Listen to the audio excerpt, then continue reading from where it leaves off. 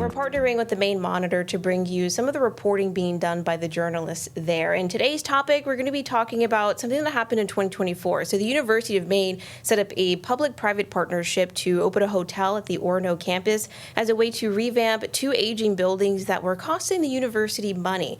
But the hotel has been underperforming, leaving UMaine on the hook for more than $1.5 million over the past 3 years, according to records obtained by the Maine-Monitor. So now the university is planning to house students in the hotel to offset costs. Here to talk about their reporting on the issue, we've got Kristen Moravec and Megan Blonigan from the Maine-Monitor. So thanks for joining me, guys. So Kristen, we're going to start with you. So why is UMaine on the hook for the hotel's financial shortfall?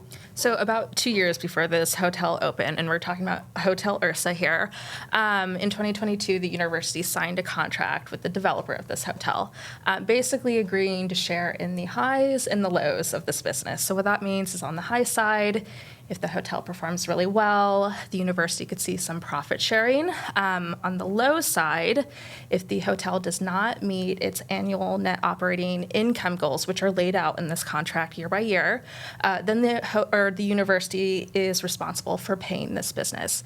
So far, the university has not collected any profit sharing from this business. It is instead, according to the records that we've obtained, paid out 3 payments to this business, 2 of which were the maximum amount that the university could be responsible for in a given fiscal year. So what I mean by that is year by year, the university could be responsible for different but increasing financial shortfall payments. So say in 20 years, the hotel underperforms again, the university could be on the hook for more than $1 million. All right, and then Megan, so what's the university's plan to address these costs?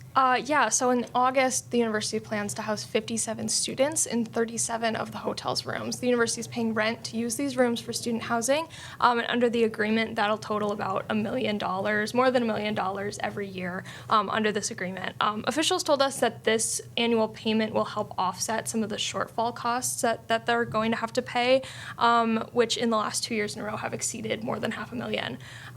But under this agreement, we did the math, and student housing fees will only generate about $514,000, so the university is still on the hook for $575,000 and under this agreement. Officials told us that the amount is still less than what they would have or could have paid in shortfall payments, but yeah. And on campus, what's the temperature like with the folks on campus? What do they think about this deal?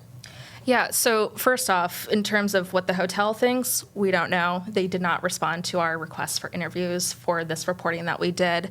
The officials that we interviewed do think that this student housing deal is a win-win scenario. I mean, they still stand by the public-private partnership, the deal overall. But they think that housing students in this hotel will both expand the number of beds available to students on campus while also potentially offsetting these financial shortfall payments should they come up in the future. On the other end, the faculty and students that we spoke with raised more concerns.